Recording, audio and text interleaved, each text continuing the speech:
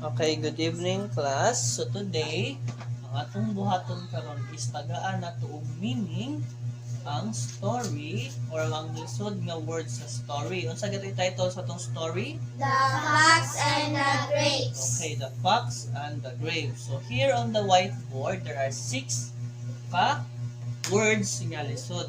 Kanang wala mo kagaw unsay meaning or kay man mo sa uban pero ang uban do kuno malo.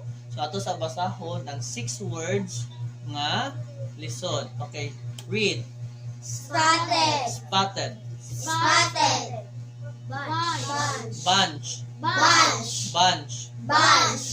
Quinch. Quinch. Quinch. Quinch. Quinch. Miss. Miss. Miss. Miss. Miss. Probably. Probably. Probably. Again. Probably. Proceeded. Proceeded. Proceeded. Again. Proceeded. Okay, so ato basahon ang meaning sa mga words. Okay, Bunny, please stand up. Read.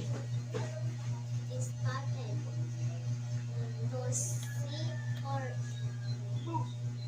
Notice. notice. Okay, so spotted. Very good, Bunny. Sit down. So, spotted or to see or to notice. So, ang meaning ana sa Tagalog is may nakita. So, mo na ang matabo kung mas spotted or may nakita. Mo na ang meaning ha. Kung sa ang meaning sa spotted? May nakita. Okay, may nakita. Okay, unsa sa Tagalog ang spotted? May Unsa? nakita. May nakita. Okay, may nakita. Next is read Bunch. again. Bunch. Okay, Jasmine, please read. Bunch. A number of things. Okay, ang bunch, very good Jasmine, is a number of things. So, kana siya bunch gali or sa Tagalog pa is usa ka buwig or kung sa saging pa usa ka bulig nga saging. Kaila mo bulig sa saging? Kaila mo? Wala. Kita mo na bunga di ba sa saging? So, mo na siya usa ka bulig. Di ba daghan kay saging pero usa ra yang gikuptan. So, mo na example mo na sa saging. So, mo ni dire ang bunga na tuyok, di ba? O mo na siya ang usa ka buwig. Mo na siya pud ang usa ka bunch or pwede pud kamo a bunch of students kamo nga nagtapo. Ha? So, kanang bunch kung sa easy pa is nagkuyog. Kung sa gali na ang bunch, Nagkuyog. okay, nagkuyog or nagtapo. Next is quench. John Paul. Read. Quinch. Satisfy. Okay, ang quench is to satisfy. Very good, John Paul. Kanang satisfy gali, for example, giuhaw ka. So, to satisfy, minsan na ma-satisfy ka, mo inom ka og daghan. Nga, unsa man? Unsa man? Nga liquid. 안녕하세요, students. 안녕하세요.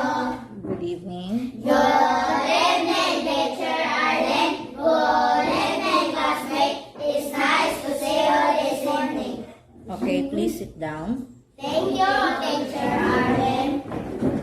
So, today, I am going to discuss the story and translate first in Bisaya, ha? Para makasabot mo. So, paminaw mo para makasabot, then dali ang pag-memorize. Understand? Yes. Okay, so the title of the story is My Feet. Okay. Nakailan mo feet? Unsa man? PL kana. Very good. So, nana siya. Look, see my feet. Tanawa ko no ang akong tiil. My feet need rest. Unsa may rest? Pahuway. Ang iya kong tiil nagkinahalag pahuway. Both my feet is painful. Unsa may painful?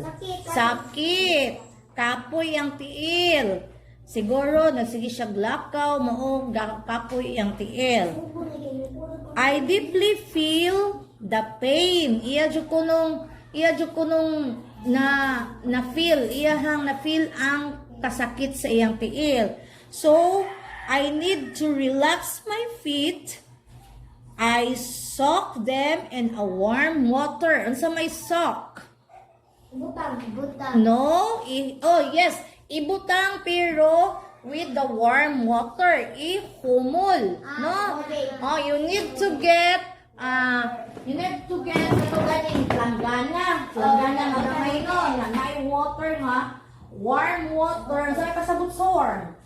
Bugnog. No, inibog now, bilisat init. Combination with the init o bugnaw para ma-relax iyahang tiil. So, I need to relax my feet. I need to soak them in a warm water. I also need to keep my feet always clean and healthy. Very good. So, kung saan man niya pag-keep sa inyong feet na clean and healthy, kung saan na? Kung saan mo? Malimpyo sa inyong tiil. Hugasan. Pwede na, sir. So, para siya clean and healthy. Okay, di ba kung magduwa mo no, kapoy sa inyong tiil, sigara mo dagandagan, kapoy no. So, mangimasa mo sa inyong tiil o warm water.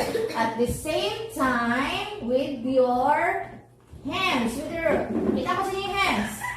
Where's your hands? Thank you, Dili. Dili. Dili. How about your nails? Oh.